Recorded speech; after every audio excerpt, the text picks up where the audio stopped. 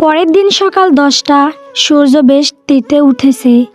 রৌদ্র স্টিয়ারিং শক্ত হাতে নিজের পরিচিত গতিতে গাড়ি চালাচ্ছে। গন্তব্য চট্টগ্রাম। সেখানে এক গুরুত্বপূর্ণ মিটিং। অফিসের কাজে আজ আয়ান আছে, তাই রৌদ্রকে একাই বের হতে হয়েছে। ব্যস্ত রাস্তার একপাশে হঠাৎ তার নজর স্থির হলো। ফুটপাত দিয়ে হেঁটে যাচ্ছে সৃজনী। রৌদ্রের মাথায় চট করে একটা চিন্তা খেলে গেল। সেদিন সৃজনী যদি নেহালের কথা না বলতো, তবে রৌদ্রের আদরের বোন আজ বেঁচে থাকতো কিনা সন্দেহ। কৃতজ্ঞতা প্রকাশের মক্ষম সুযোগ এটাই। রৌদ্র চট করে ব্রেক কষল। টায়ার আর পিসের ঘর্ষণে একটা তিঙ্খ শব্দ তুলে গাড়িটা ঠিক সৃজনীর সামনে গিয়ে দাঁড়ালো। সৃজনীর তার দুই বান্ধবীর সাথে গল্প করতে করতে ভার্সিটি যাচ্ছিল। হঠাৎ সামনে এই রাজকীয় গাড়ি আর ভেতর রৌদ্রকে দেখে তার বুকটা ধক করে উঠল। রৌদ্র গাড়ি থেকে নেমে ধীর পায়ে তার সামনে গিয়ে দাঁড়ালো। ঠোঁটের কোণে হালকা কিন্তু মার্জিত এক চিলতে হাসি ফুটিয়ে বলল, হাই বোন, আসলে সেদিনের পর তোমার সাথে আর ওভাবে কথাই হয়নি। তুমি যা করেছো তার জন্য ধন্যবাদ শব্দটা বড্ড ছোট, তবুও শুধু এইটুকু বলবো, তোমার মতো মেয়েরা যেন প্রতিটি মায়ের গর্ভে জন্ম নেয়। তুমি সত্যি অনন্য। সৃজনী মুহূর্তের জন্য থমকে গেল। রৌদ্রের মতো গম্ভীর মানুষের মুখে এমন প্রশংসা। সে সামলে নিয়ে বাঁকা এক চিলতে হাসি পাল্টা জবাব দিল, শুধু এতটুকুই বললেন, এত বড় একটা উপকার করলাম, কোনো পাওনা দিবেন না? সৃজনী তাকিয়ে আছে। দামি ঘড়ি, ফিডের শার্ট আর সুঠাম দেহের এই মানুষটার পার্সোনালিটি যেন চারপাশটা ছাপিয়ে যাচ্ছে। এক বান্ধবী সৃজনীর কানে কানে ফিসফিস করে বলল, কী রে, কে এই হট হিরো? পুরাই তো ফিদা হয়ে গেলাম। নতুন বয়ফ্রেন্ড নাকি? আমাদের তো বললি না। সৃজনী কটমট করে তাকাতেই দুই বান্ধবী চুপ হয়ে গেল। রৌদ্র সৃজনীর আবদার শুনে একটু গম্ভীর হয়ে বলল, হ্যাঁ অবশ্যই, বলো কী চাই তোমার। আমার সাধ্যের মধ্যে হলে অবশ্যই দেব।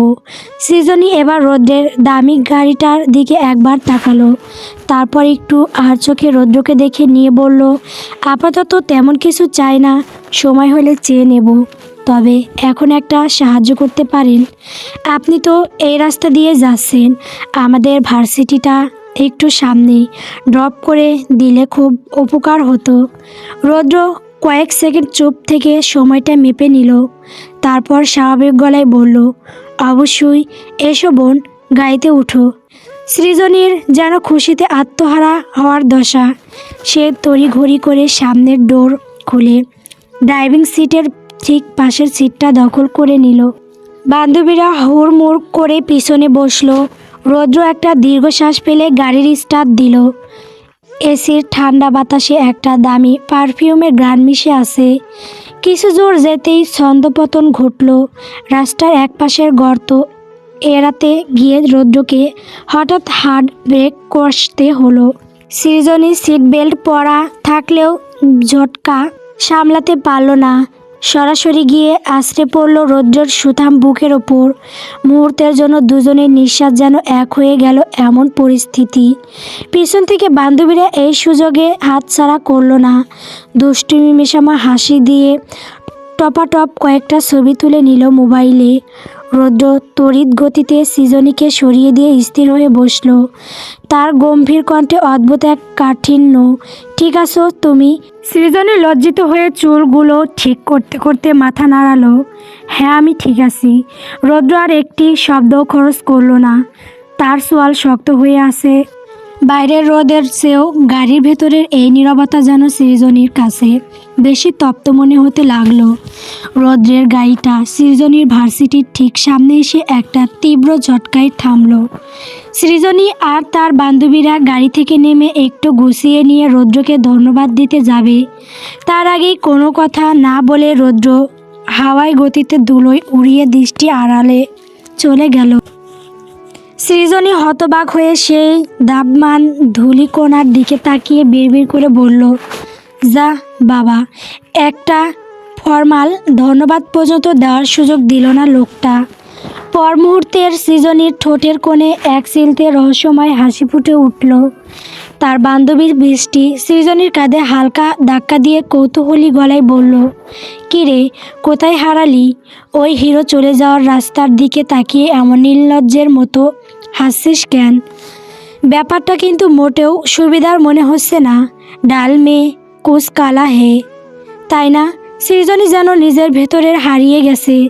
আনমনে হাসতে হাসতে জবাব দিল, আছে, অনেক কিছু আছে। কথাটা শোনা মাত্র তার দুই বান্ধবী বৃষ্টি আর আনিকা একে অপরের দিকে তাকালো। তারপর সম্বস্বরে চিৎকার করে উঠল, এ তার মানে আমরা যা ভাবছি ঘটনা কি আসলেই তাই?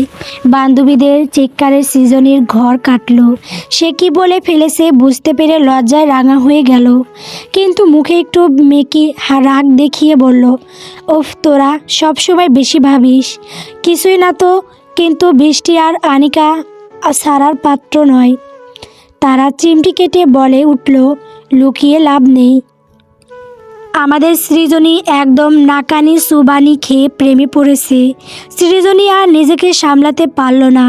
এদের সাথে সব কথা শেয়ার করে সে অভ্যস্ত, তাই আড়াল না করে সোজাসুজি বলেই ফেলল, হ্যাঁ পড়েছি। আর জানিস উনিকে? আনিকা আর বৃষ্টি উৎসত হয়ে মাথা নাড়ল না।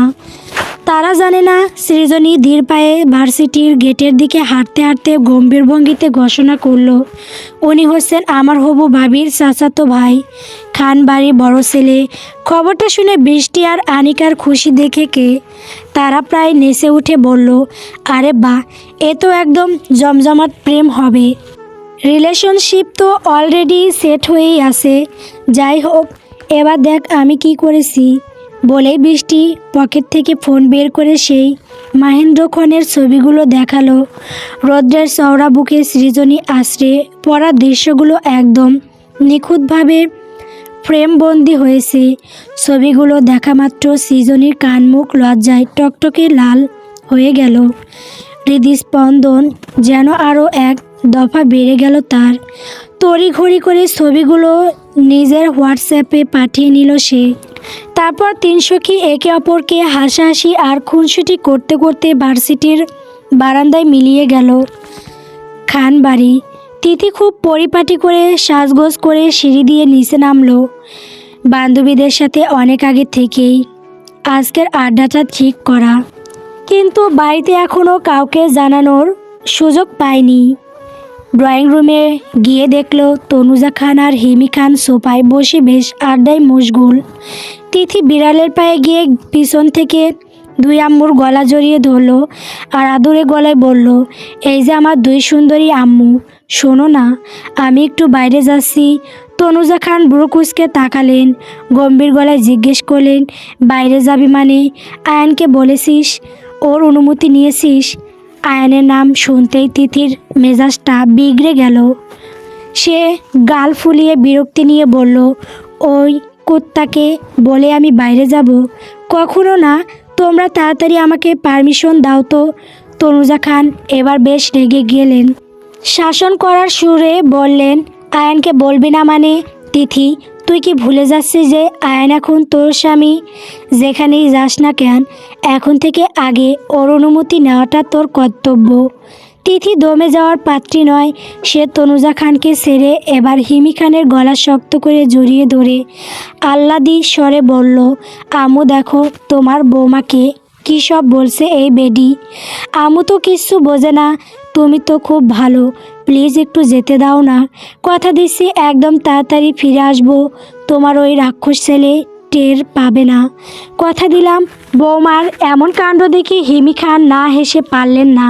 তিনি তিথির গালে একটা আদর দিয়ে হাসতে হাসতে বললেন, আচ্ছা বাবা, ঠিক আছে, যা, তবে সাবধানে থাকিস আর একদম দেরি করবি না। জানিস তো আমার ছেলেটা তো কত রাগী। একবার যদি জেনে যায় তুই না বলে বাইরে গিয়েছিস, তবে আস্ত কেলেঙ্কারি বাঁধিয়ে দেবে কিন্তু। তিথি এক গাল হেসে হিমি খানের কপালে একটা চুমু খেয়ে দানা কাটা পাখির মতো দরজার দিকে ছুটে গেল। তার মনে তখন জয়ের আনন্দ। বেলকনিতে উদাস মনে দাঁড়িয়ে আছে তোরা। বিকেলের মাইন আলোয় তার মনটা কেন জানি ভীষণ ছটফট করছে। কোনো কিছুতেই ঠিক মন বসাতে পারছে না। এই রৌদ্র লোকটা বাড়িতে যতক্ষণ থাকে তোরাকে জ্বালিয়ে পিষ্টে করে মারে, কিন্তু যখন কাছে থাকে না তখন তোরা যেন এক নিমেষে ভীষণ নীরব আর অসহায় হয়ে পড়ে। তোরা বুঝতে পারছে রৌদ্রের সেই মিষ্টি জ্বালাতনগুলো এখন তার অভ্যাসে পরিণত হয়েছে। তাই তো সে সামনে না থাকলে চারপাশটা বড্ড ফাঁকা আর বিষণ্ণ লাগে। তোরা নিজের অবাধ্য মনকে আর দমিয়ে রাখতে পারল না। দ্রুত ফোনটা হাতে নিয়ে রৌদ্রের নাম্বারে কল দিতে গিয়েও হাত কেঁপে উঠল। একবার কল লিস্টে আঙুল ছোঁয়ায়, আবার ভয়ে কেটে দেয়। এভাবেই বেশ কয়েকবার যুদ্ধ করার পর অবশেষে সাহস করে কলটা দিয়ে ফেলল। রৌদ্র তখন চট্টগ্রামের একদম কাছাকাছি। ড্রাইভ করতে করতে হঠাৎ ফোনের স্ক্রিনে বউ নামটা দেখে তার ঠোঁটের কোণে বিজয়ের হাসি ফুটে উঠল। ফোনটা রিসিভ করে ব্লুটুথের সাথে কানেক্ট করলো সে। ওপাশ থেকে তোরা কোনো কথা বলছে না, এপাশ থেকে রৌদ্র নীরব, শুধু একে অপরের অতপ্ত নিঃশ্বাসের শব্দ স্পষ্ট শোনা যাচ্ছে। নিস্তব্ধতা ভেঙে বেশ কিছুক্ষণ পর তোরা খুব মৃদু গলায় বলল, কোথায় আপনি? পৌঁছাচ্ছেন কি? রৌদ্র দুষ্টুমি ভরা হাসি নিয়ে জবাব দিল, কেন, আমাকে খুব মিস করছো? তোরা তড়িৎ উত্তর দিল, মোটেও না। রৌদ্র শ্বাস টেনে বলল, তাই? তাহলে আজ এত অসময়ে হুট করে কল দিয়ে ফেললে যে? তোরা এবার চুপ করে রইল।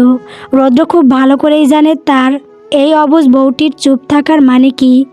রৌদ্র হালকা গলা খাকিরি দিয়ে বলল, বুঝেছি, আমার বউ আমাকে একদমই মিস করে না। আচ্ছা শোনো, আমি গন্তব্যে পৌঁছে গেছি, এখন রাখি, ফ্রি হলে পরে কল দেব। রৌদ্রর কথা শুনে তোরা অস্থির হয়ে দাঁত দিয়ে নখ কামড়াতে কামড়াতে জিজ্ঞেস করলো, শুনুন না, কখন ফিরবেন?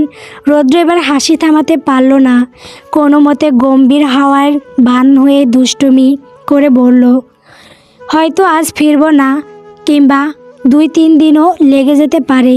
কথাটা শোনা মাত্রই তোরার মনটা আষাঢ়ের মেঘের মতো কালো হয়ে গেল। অভিমানে গলার স্বর ভারী হয়ে এলো তার। সে ঝটপট বলল, ঠিক আছে, আসার দরকার নেই, ওখানে সারা জীবন থেকে যান, রাখি। বলেই তোরা ফোনের লাইটটা কেটে দিল। এদিকে রৌদ্র এবার শব্দ করে হেসে উঠল। তার পাগলি বউটা যে কি দারুণ অভিমান করছে তার বুঝতে বাকি রইল না। রৌদ্র মনে মনে ভাবল, এই অভিমান আজ রাতে বাড়ি ফিরে আদর দিয়েই পুষিয়ে দেব। সে আর পাল্টা কল নাক দিয়ে পূর্ণ মনোযোগ দিয়ে গাড়ি চালিয়ে নিজের গন্তব্যের দিকে এগিয়ে চলল। দুপুর 2টা, চৌধুরী বাড়ি। মিষ্টি রোদেলা দুপুর। আরশি খুকিয়ে খুকিয়ে অনেক কষ্টে বেলকনির আরামকে দ্বারা পর্যন্ত এসে বসেছে। শরীরের দুর্বলতা থাকলেও মনের ভেতর এক অজানা অস্থিরতা। ঠিক তখনই তার ফোনটা ঝনঝন করে বেজে উঠল। স্ক্রিনে শিহাব ভিডিও কল দিয়েছে। নামটা দেখি আরশির ফ্যাকাশে ঠোঁট এক সিলতে হাসির রেখা ফুটে উঠল। ভিডিও কল রিসিভ করতে ওপাশে শিহাবের ক্লান্ত কিন্তু দীপ্ত মুখটা ভেসে উঠল। শিহাব হয়তো কেবলই কাজ থেকে ফ্রি হয়ে কল দিয়েছে। আরশিকে বেলকনিতে একা দেখে শিহাবের কপালে চিন্তার ভাঁজ পড়ল। সে কিছুটা শাসন করার সুরে বলল, এই যে মহারানী, তুমি এই টাইমে বেলকনিতে একা কী করছো? নার্স কোথায়? সে কি তোমায় এখানে রেখে গেছে? আরশি একটু অভিমানী হাসি দিয়ে বলল, নার্সকে আমি নিজেই পাঠিয়ে দিয়েছি। সারাক্ষণ চোখে চোখে রাখা একদম ভালো লাগে না, আমি একাই এসেছি। শিহাব এবার বেশ উত্তেজিত হয়ে উঠল। পাঠিয়ে দিয়েছো মানে? তুমি জানো না তোমার শরীর এখনও কতটা দুর্বল? যদি একবার পা পিছলে পড়ে যেতে তবে কি হতো শুনি? আরশি শিহাবের চোখে চোখ রেখে খুব শান্ত গলায় বলল, নার্স পাঠিয়েছি কারণ আমার আসল নার্স তো আপনি। আর আমি এখন একা চলতে পারি, ধীরে ধীরে ঠিক হচ্ছি। আপনি কি এখনও আমাকে খুব বেশি অসুস্থ মনে করেন? শুনুন, আমি এখন যথেষ্ট সুস্থ, আর আমার যেতটুকু অসুস্থতা বাকি আছে সেটা আপনি পাশে থাকলেই সেরে যাবে। আমার কোনো নার্সের দরকার নেই। শিহাব আশির কথার গভীরতা বুঝতে পেরে নিজের কপাল থেকে অবাধ্য চুলগুলো সরিয়ে একটা দীর্ঘশ্বাস ফেলল। মুখে দুষ্টুমি মাখা হাসি ফুটিয়ে বলল, ও আচ্ছা, তার মানে আমার মহারানী পুরোপুরি সুস্থ, এটাই তো বলতে চাইছো? আরশি গর্বের সাথে বলল। হ্যাঁ। শিহাব এবার গলার স্বর নিচু করে চোখে একরাশ নেশা আর দুষ্টুমি নিয়ে বলল, ঠিক আছে, তবে আজ রাতেই পরীক্ষা হবে তুমি কতটুকু সুস্থ হয়েছো। আরশি শিহাবের চোখের চাহনি দেখে মুহূর্তেই বুঝে গেল কথা কোন দিকে ঘোরাচ্ছে। সে লজ্জায় চোখ সরিয়ে নিয়ে বিড়বিড় করে বলল, আপনি দিন দিন কেমন জানি ঠোঁট কাটা আর নির্লজ্জ হয়ে যাচ্ছেন। শিহাব এবার খিলখিল করে হেসে উঠল। তারপর পছন্দের তালে তালে তার স্বভাব জাত সেই বোল্ড ভঙ্গিতে বলল, আমাকে সভ্য থাকতে দিলে কই আর বউ, আগে সুস্থ হয়ে শরীরটা করো স্ট্রং, তারপর শুরু হবে আসল রং। প্রতি রাতে খাট ভেঙে হবে ঝাঁকানাকা খেলা, সহ্য করতে হবে তোমার এই পাগল স্বামীর বনো আদরের মেলা। শিহাবের মুখে এমন খোলামেলা আর তপ্ত কথা শুনে আরশির কান মুখ একদম আগুনের মতো লাল হয়ে গেল। লজ্জায় আর কথা বাড়ানোর সাহস পেল না সে। তড়িঘড়ি করে কলটা কেটে দিয়ে ফোনটা বুকের ওপর চেপে ধরল। তার হৃৎপিণ্ড তখন পাগলা করার মতো ছুটছে। জোরে জোরে নিঃশ্বাস নিতে নিতে আরশি লজ্জামাখার স্বরে বলল, অসভ্য একটা, যা মুখে আসে তাই বলে দেয়। লোকটা ভুলেই যায় যে আমি একটা মেয়ে, আমার তো লজ্জা লাগে। আয়নের হঠাৎ একটা দরকারি কলের জন্য এয়ারপোর্টে যেতে হচ্ছে। সে বিরক্তি আর তাড়া নিয়ে গাড়ি চালাচ্ছে। কিছু দূর যেতে হঠাৎ রাস্তার পাশে তার চোখ আটকে গেল। কিছু মেয়েদের সাথে গোলাপি চুড়িদারে একজন মেয়ে ফুচকা খাচ্ছে। ব্রু কুচকে আয়ন বোঝার চেষ্টা করলো এটা কি তিথি। সে দ্রুত গাড়িটা থামিয়ে কাছ নামিয়ে ভালো করে তাকালো। লম্বা চুল ছেড়ে সুন্দর করে সেজেগুজে তিথি তার বান্ধবীদের সাথে রাস্তার পাশে ফুচকার দোকানে দাঁড়িয়ে ফুচকা খাচ্ছে আর খিলখিল করে হাসছে। আর সেটাই আয়নের মাথায় আগুন ধরিয়ে দেওয়ার জন্য যথেষ্ট ছিল। সবথেকে বড় কথা, তিথি তাকে একবারের জন্য বলেনি যে সে বাইরে যাবে। এই ভাবনাগুলো আয়নের রাগকে কয়েক গুণ বাড়িয়ে দিল। এমনিতেই জরুরি কলের জন্য মেজাজ তিরিঙ্গি হয়ে উঠছিল, তার উপর তিথি যেন আগুনে ঘি ঢেলে দিল। আয়ন রাগে গাড়ির স্টিয়ারিংটা চেপে ধরে তিথির দিকে জ্বলন্ত দৃষ্টি তাকালো। দাঁতে দাঁত পিষে বিড়বিড় করে বলল, দাঁড়া, আজ তোকে তোর ফুচকা খাওয়াচ্ছি। বলেই আয়ন একটা লাথি মেরে গাড়ির দপাট খুলে নেমে পড়ল। তিথি তখন ফুচকা মুখে তুলতে যাবে, ঠিক তখনই তার চোখে পড়ল সামনে আয়ান। তার রক্তচক্ষু আর ফুলে ওঠা সোয়ালের রেখা দেখে তিথির হার্টবিট যেন বন্ধ হয়ে গেল। আয়ান তার দিকে রাগে ফুঁসতে ফুঁসতে এগিয়ে আসছে। তিথির হাত থেকে ফুচকার প্লেটটা মাটিতে পড়ে গেল। আয়ান কোনো রকম কালক্ষেপণ না করে মুহূর্তের পা থেকে জুতো খুলে হাতে নিল। জুতোর বাড়ি উঁচিয়ে সে যখন তিথির দিকে এগোতে লাগলো, তিথি ভয়ে আত্মারাম খাসা ছাড়া সে সঙ্গে সঙ্গে ঘুরে উল্টো দিকে দৌড় দিল। পিছন পিছন আয়ানও দৌড়াতে দৌড়াতে চিৎকার করে বলল, এই কোথায় যাস? দাঁড়া বলছি, তোর সাহসটা কত বড় হয়েছে, আজ আমি ফিতা দিয়ে মেপে দেখব। দাঁড়া কুত্তি, নয়তো কিন্তু খারাপ হয়ে যাবে। তিথি এক মুহূর্তের জন্য পিছনে তাকালো না। সে প্রাণপণে দৌড়াতে দৌড়াতে চিৎকার করে বলল, হায় আল্লাহ, এই রাক্ষস সাইকো জানলো কিভাবে আমি এখানে? আজ তো নির্ঘাত আমি ইন্নানিল্লাহ। তিথি, তোর শেষ ইচ্ছা পূরণ করার আগেই এই লোক তোকে কবরে পাঠিয়ে দিবে। আয়ান যখন খুব কাছে চলে এসেছে, তিথি তখন অসহায়ে বলতে লাগলো, বাঁচাও, কেউ এই রাক্ষসটাকে ধরো, ওরে কেউ জ্যান্ত মানুষটাকে খাসায় বড়। ও মা গো, আজ আমার হাড়গোড় সব ফিতা দিয়ে মেপে খিচুড়ি বানিয়ে ফেলবে। আয়ন পিছন থেকে আবারও বাঘের মতো হুঙ্কার ছাড়ছে, তিথি দাঁড়া বলছি, আমার পারমিশন ছাড়া রাস্তায় এসে দাঁত বের করে ফুচকা খাওয়া বের করছি তোর। আজ তোকে মেরেই আমি জেলে যাব, তাও শান্তি। তিথির সামনের দিকে দৌড়াতে দৌড়াতে গলা ফাটিয়ে উত্তর দিল, আমি কি তোমার কেনা গোলাম নাকি? আর মরা মানুষের কি জেলের ভয় থাকে? মরার আগে অন্তত এক প্লেট ফুচকাও তো শান্তিতে খেতে দিলে না। অসভ্য, ইতর জলহস্তি একটা। আয়ন রাগে হিতাহিত জ্ঞান হারিয়ে চিতার মতো গতি বাড়িয়ে দিল। তুই আমাকে জলহস্তি বললি? দাঁড়া, আজ তোর ওই মুখ ফিতা দিয়ে সেলাই না করলে আমার নাম আয়ান না। রাস্তার মানুষজন অবাক হয়ে দেখছে পিছনে এক সুতাম দেহি হ্যান্ডসাম যুবক জুটো হাতে নিয়ে দাঁড়া দাঁড়া করে ছুটছে, আর সামনে এক সুন্দরী মেয়ে জান প্রাণ দিয়ে দৌড়াতে দৌড়াতে আল্লাহ বিল্লাহ করছে। রাস্তার পিছন থেকে তখনও আগুনের হুঙ্কার বের হচ্ছে।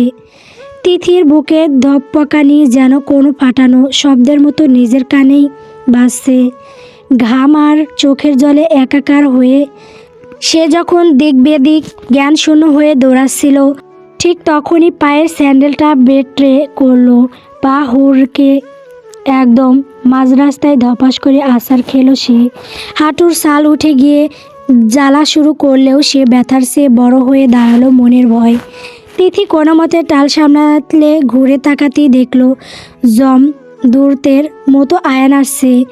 ধীর স্থির পায়চারি, কোনো তাড়া নেই তার মধ্যে, কারণ সে জানে তার শিকার তার হাতের মুঠোয়। তিথি রাস্তার ধুলোমাখা পিছে বসে পড়ল। আয়ান যত এক পা দু পা করে এগিয়ে আসছে, তিথি ততই দুই হাতে মাটিতে আগড়ে ধরে পিছনের দিকে ঘষতে ঘষতে সরছে। তার চোখের মনি কাঁপছে আতঙ্কে, কাঁপা কাঁপা ঠোঁট জোড়া এক করে তিথি মিনতি শুরু করলো। প্লিজ আয়ান, এবারের মতো মাফ করে দাও। আমি কসম করে বলছি আর কখনো তোমাকে না বলে বাইরে আসবো না। প্লিজ এবারের মতো ছেড়ে দাও। আয়ান ঠিক তার সামনে এসে থামলো। খুব ধীরে সুস্থে নিজের পায়ের জুতোটা ঠিক করে পরে নিল সে, যেন কোনো বড় যুদ্ধের জন্য প্রস্তুত হচ্ছে। তারপর সোজা হয়ে দাঁড়িয়ে একজোড়া রক্তবর্ণ চোখ নিয়ে তিথির দিকে তাকালো। রাস্তার রোদের তীব্রতায় আয়ানের মাথা পিছন থেকে আসার তার ছায়াটা দীর্ঘ হয়ে তিথির ওপর এসে পড়ছে, যা পরিবেশটাকে আরও ভয়ঙ্কর করে তুলেছে।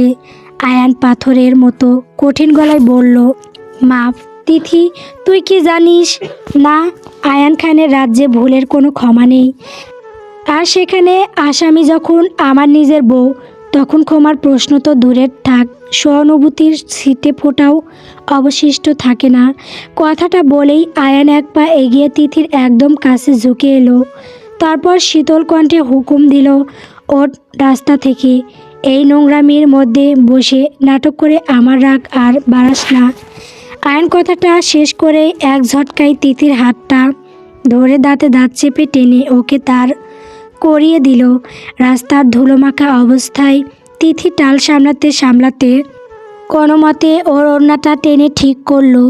ভয়ে তার কণ্ঠস্বর কাঁপছে, তবু সে শেষবারের মতো মিনতি করে বলল, আয়ান প্লিজ এবারের মতো মাফ করো। আমি জাস্ট একটু ঘুরতে এসেছিলাম, এর বেশি কিছু না। কিন্তু আয়ান যেন কিছুই শুনল না। সে আরও কঠোর হয়ে তিথির হাতটা এমনভাবে মুচকে ধরল যে তিথি যন্ত্রণায় কুঁকড়ে গেল। আয়ান তিথির চোখের দিকে তাকিয়ে তপ্ত সুরে বলল, ঘুরতে এসেছিস বুঝলাম, কিন্তু আমার কাছ থেকে পারমিশন নিয়েছিস? এতক্ষণ ভয়ে কুঁকড়ে থাকলেও ব্যথার চোটে তিথির ভেতর থেকে জেদটা বেরিয়ে এলো। সে রেগে গিয়ে হাত ছাড়ানোর চেষ্টা করে বলল, আয়ান ভাই ছাড়ো, ব্যথা লাগছে। আর কি বললে তুমি? তোমার কাছ থেকে অনুমতি নেব কেন? আমি তো আগেও কতবার বাসা থেকে বেরিয়েছি, একা ঘুরেছি, তখন তো কাউকে বলতে হয়নি। তাহলে আজ কেন তোমাকে বলে আসতে হবে? তিথির মুখে মুখে কথা বলাটা যেন জ্বলন্ত আগুনে ঘি ঢেলে দিল। আয়ান মুহূর্তের মধ্যে এক ঝটকায় তিথিকে রাস্তার পাশে একটা পিলারের সাথে চেপে ধরল এবং নিজের কনুই দিয়ে তিথির গলায় হালকা চাপ দিয়ে তার কানের একদম কাছে মুখ নিয়ে এলো। আয়ানের তপ্ত নিঃশ্বাস তিথির কানে লাগছে। সে শান্ত কিন্তু বিষাক্ত গলায় ফিসফিস করে বলল, তখন তুই শুধু তিথি ছিলি, কিন্তু এখন তুই মিসেস তিথি আয়ানের ওয়াইফ। তাই এখন থেকে তোর প্রতিটা নিঃশ্বাস ফেলার আগেও আমার পারমিশন নিতে হবে। তুই একটা বার আমাকে বলে দেখতি আমি তোকে যেতে দিতাম কি না। কিন্তু তা না করে তুই আমাকে পাত্তাই দিলি না, নিজের সাহস দেখিয়ে একা চলে এলি। এর জন্য তোকে এখন এমন শাস্তি দেব যা তুই সারা জীবন মনে রাখবি। কথাটা বলেই আয়ান আবার তিথির চোখের দিকে তাকিয়ে পৈশাচিক হাসি এসে পুনরায় বলল, তোর শাস্তিটা কি জানিস? এই যে সামনে রাস্তার মাঝখানটা দেখছিস, ওখানে গিয়ে সবার সামনে দাঁড়িয়ে তুই কান ধরবি আর এক পা উঁচু করে দাঁড়িয়ে থাকবি। তারপর চিৎকার করে বলবি, আমি অপরাধী, আমি আমার স্বামীর অবাধ্য হয়েছি, তাই এখন শাস্তি পাচ্ছি আর শিক্ষাও পাচ্ছি। আমি মিসেস তিথি খান কথা দিচ্ছি আর কখনো এমন ভুল করব না এবং সব সময় আমার স্বামীর কথা মতো চলবো। আয়নের মুখে এমন চরম উদ্যত কথা শুনে তিথির চোখ দুটো বিস্ময় আর অপমানে ছানা বড়া হয়ে গেল। সে অবিশ্বাস্য দৃষ্টিতে তার দিকে তাকিয়ে চিৎকার করে বলে উঠল, অসম্ভব, আমি কখনো পারবো না। আয়ন এক মুহূর্ত দেরি করল না, সে স্মৃতিকে আরও শক্ত করে পিরালের সাথে চেপে ধরল। তার চোখে মণি দুটো যেন আগুনের গলার মতো জ্বলছে। সে তিথির গলার কাছে নিজের মুখটা আরও নামিয়ে এনে ফিসফিস করে হাড়হিম করা হুমকি দিল, সোজা কথায় কান ধরে দাঁড়াবি, নাকি আমি ঠিক এই মুহূর্তে সবার সামনে তোর ওই নরম ঠোঁটগুলো নিজের দখলে নিয়ে কমলার রস খাওয়ানোর মতো তৃপ্তি করে খেতে শুরু করব। তিথির আগে লজ্জায় আর অপমানে ছিটিয়ে গেল। আয়ানের এমন বেহায়াপনা কথা শুনে তার গা রিরি করে উঠল। লোকটা কি কোনো কাণ্ডজ্ঞান নেই? তিথি দাঁতে দাঁত চেপে আকর্ষের সুরে বলে উঠল, অসভ্য লোক একটা, সারা রাত তো আমায় জ্বালিয়ে মারো, দিনেও কি একটু শান্তি দিবে না? তোমার মাথা সব চুল পড়ে যেন টাক হয়ে যায়, তোমার সব চুল উঠে তুমি টাকলা হয়ে যাবে দেখবে, এইটা আমার মতো এক অসহায় তিথির অভিশাপ। আয়ান দমে যাওয়ার পাত্র তো নয়, উল্টো তার কথায় পৈশাচিক আনন্দ পেয়ে অট্টহাসি হেসে উঠল, যেন তিথি এই অভিশাপ তার কানে কোনো প্রেমের কবিতার মতো শোনালো। আয়ান হাসতে হাসতেই জবাব দিল, আরে তাহলে তো তোরই ভালো, মানুষ দেখলেই বলবে তিথি তোর স্বামী তো টাকলা, সবাই যখন এসব বলে তোকে খেপাবে তখন তুই রাগে লুচির মতো ফুলবি, আর সেই ফোলা লুচি ছিঁড়ে ছিঁড়ে আমি আয়েশ করে সবজি ডাল দিয়ে খাবো। কথাটা শেষ করেই আয়নের হাসি মুহূর্তেই মিলিয়ে গেল। সে চোয়াল শক্ত করে ঘড়ির দিকে এক পলক তাকিয়ে গম্ভীর গলায় চিরন্ত হুঁশিয়ারি দিল, দেখ তিথি, আমার হাতে একদম সময় নেই, খুব তাড়া আছে। তুই কি এখন এই রাস্তার মাঝখানে গিয়ে নিজের শাস্তি পালন করবি, নাকি আমি ঠিক এই প্রকাশ্য রাস্তায় আমার কাজ শুরু করে দেব? তিথি বুঝতে পারল এই আয়ান লোকটা আসলেই চরম নির্লজ্জ। সে যা বলে তা সত্যি সত্যি করে ফেলে, তাই আর কোনো উপায় না দেখে তিথি এবার অত্যন্ত অসহায় গলায় বলল, ছাড়ো, আমি দাঁড়াচ্ছি। আয়ান ঠোঁটের কোণে বাঁকা হাসি ফুটিয়ে বলল, গুড। বলেই আয়ান তাকে ছেড়ে দিল। তিথি মুখ গোমড়া করে রাস্তার ঠিক মাঝখানে গিয়ে দাঁড়ালো। আয়ান তাকে যেভাবে যেভাবে বলতে বলেছিল সেভাবেই দুই কান ধরে এক পা উঁচু করে দাঁড়িয়ে সব কথা বলতে শুরু করলো। আয়ান রাস্তার এক পাশে দাঁড়িয়ে হাত ভাঁজ করে হাসতে হাসতে এই দৃশ্য উপভোগ করতে লাগলো। রাস্তার পথচারীরা যাওয়ার সময় আর চোখে তিথির দিকে তাকাচ্ছে আর একে অপরকে কী যেন বলছে। অপমানে আর লজ্জায় তিথি এবার নিজের চোখ দুটো শক্ত করে বন্ধ করে ফেলল। শিকদার বাড়ি, রাত 9টা। সৃজনী তার রুমের বিছানায় শুয়ে মনের সুখে গড়াগড়ি খাচ্ছে। তার হাতে ধরা ফোনটিতে সেই ছবিগুলো খোলা, যেগুলো তার বান্ধবী রৌদ্রের সাথে তুলেছিল। এক একটি ছবি দেখছে আর লজ্জায় বালিশে মুখ ঢাকছে। সৃজনী ফোনের ছবির দিকে তাকিয়ে আনমনে বলে উঠল, ইস, আপনি আগে কোথায় ছিলেন? আমার জীবনে আসতে আপনার এত দেরি হলো কেন? যাই হোক, দেরি করে এসেছেন তো কি হয়েছে, এখন যখন এসেছেন তখন এই সময়টাকেই আমি সারা জীবনের জন্য ধরে রাখতে চাই। বলেই সৃজনী খিলখিল করে হাসতে লাগলো। তার মনের গহীনে প্রেমের হাওয়া লেগেছে। আসলে প্রেমের হাওয়া বললে ভুল হবে, সে রৌদ্রের প্রেমে একদম হাবুডুবু খাচ্ছে। হঠাৎ সৃজনীর মাথায় একটা দুষ্ট বুদ্ধি এলো। সে রৌদ্রের সাথে তোলা ছবিগুলো নিয়ে তার ফেসবুক পেজে গেল, তবে রৌদ্রের মুখের উপর আপাতত একটি ইমোজি বসিয়ে দিল, যাতে হুট করে রৌদ্রের সামনে এই পোস্ট পড়লে সে নিজেকে চিনতে না পারে। কারণ রৌদ্রের অনুমতি ছাড়া তার ছবি দিলে যদি সে রাগ করে বা মাইন্ড করে, এই ভয়ে সৃজনী মুখটা ঢেকে দিল। সব ঠিকঠাক করে সৃজনী ছবিটা পোস্ট করলো আর ক্যাপশনে লিখলো, একাকিনী জীবনে আপনি সেই পুরুষ যে আমার একাত্মকে সরিয়ে দিয়ে আমার মনে প্রেম সমুদ্রে ভালোবাসায় তলিয়ে দিয়েছেন। রাত 11টা, খানবাড়ির বেলকনির রেলিং ধরে দাঁড়িয়ে আছে তোরা। তার দৃষ্টি গেটের দিকে একদম স্থির হয়ে আছে। রোদ এখনও আসেনি।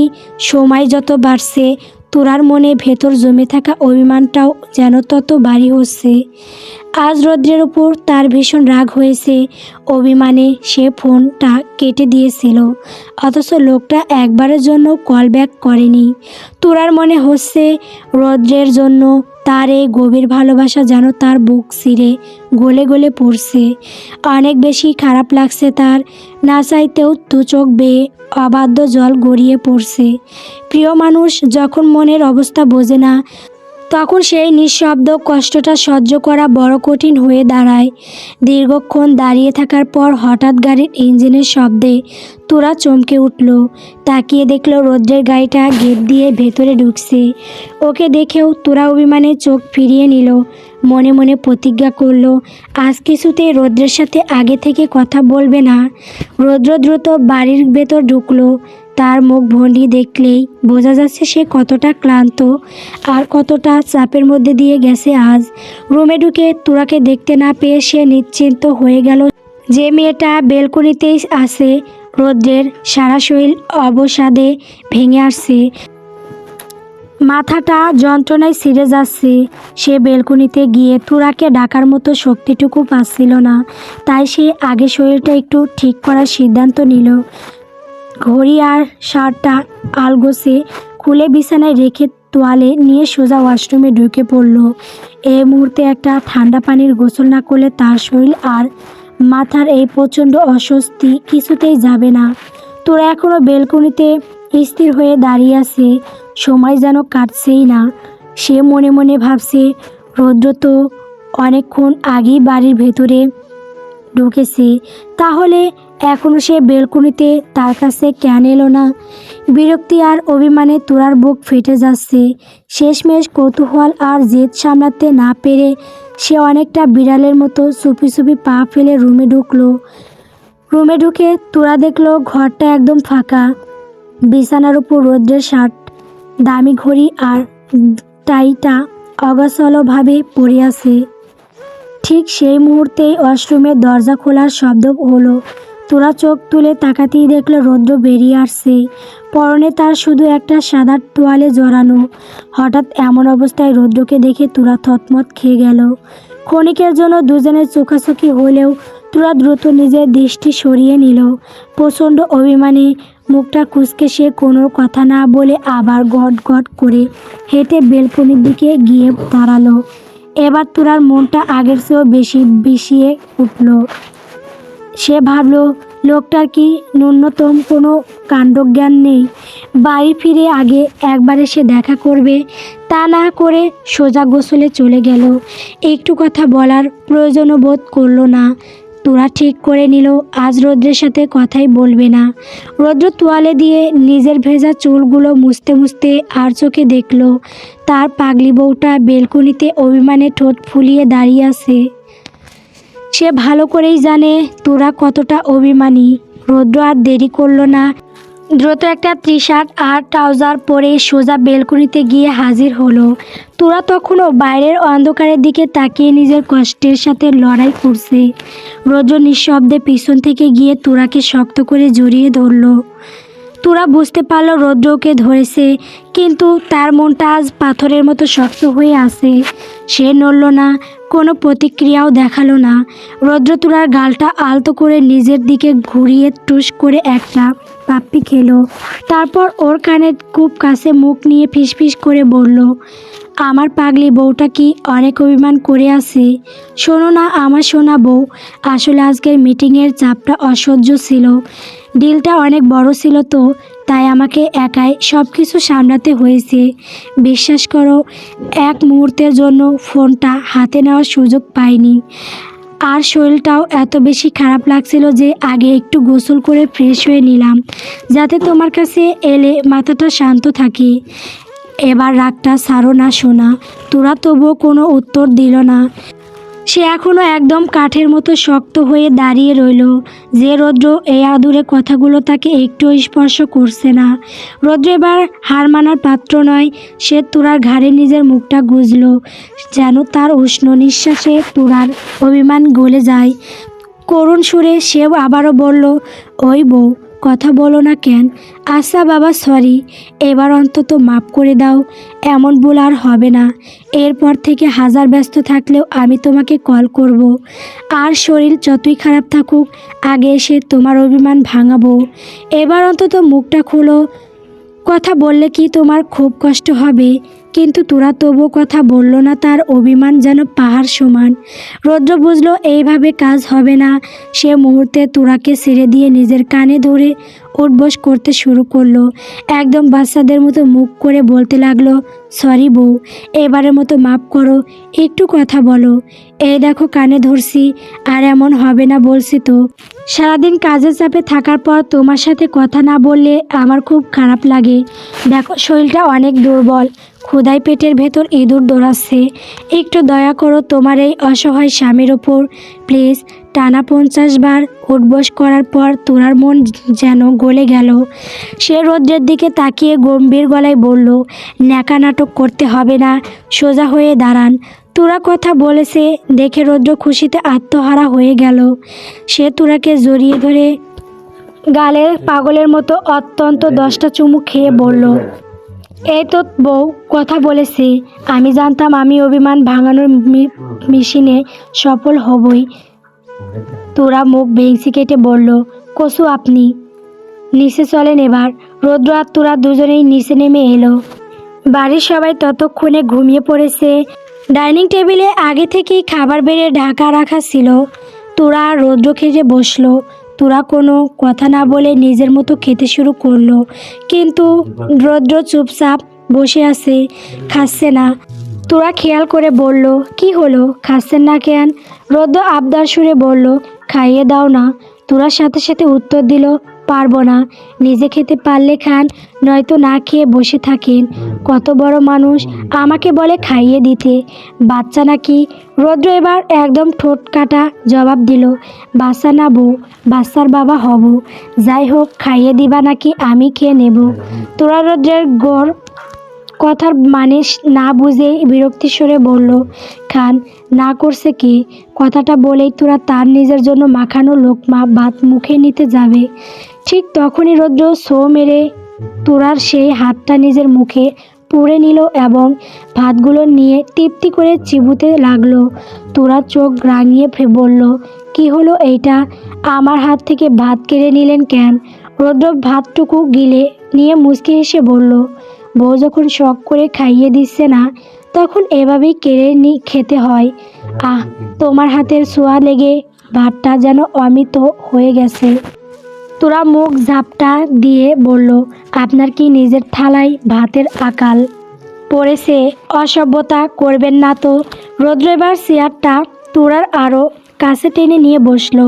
তোরার বাম হাতটা নিজের হাতের মুঠোয় শক্ত করে ধরে বলল, নিজের থালার ভাতের চেয়ে তোমার লোকমার স্বাদ অনেক বেশি। এখন তুমি ভালোই ভালোই নিজ হাতে খাইয়ে দিবে, নাকি আমি বারবার তোমার মুখ থেকে কেড়ে খাবো, সিদ্ধান্ত তোমার। তোরা কয়েক মুহূর্ত রৌদ্রের চোখের দিকে তাকিয়ে থেকে একটা দীর্ঘশ্বাস ফেলল। এই জেদি লোকটার সাথে পারা অসম্ভব, সারাক্ষণ জ্বালিয়ে মারবে তাকে। তোরা আবার এক লোকমা ভাত মেখে রৌদ্রের মুখের সামনে ধরল। এই নিন, হা করেন। রৌদ্র হা করে খাবারটা মুখে নিয়ে চিবোতে চিবোতে বলল, আহ, মনে হচ্ছে অমৃত খাচ্ছি। এত স্বাদ কেন বুঝতে পারছি না। রান্নায় জাদু আছে নাকি বইয়ের হাতে খাচ্ছি বলে স্বাদ লাগছে? ও, অবশ্যই বইয়ের হাতে খাচ্ছি বলেই এত স্বাদ লাগছে। আর তোরা রৌদ্রকে খাইয়ে দিতে দিতে বিরক্ত হওয়ার ভান করে বলল, এত কথা কেন বলেন আপনি? রৌদ্র বেহায়ার মতো উত্তর দিল, তোমার সমস্যা হলে কানে তুলো দিয়ে রাখো। তোরা আর কোনো কথা বলল না।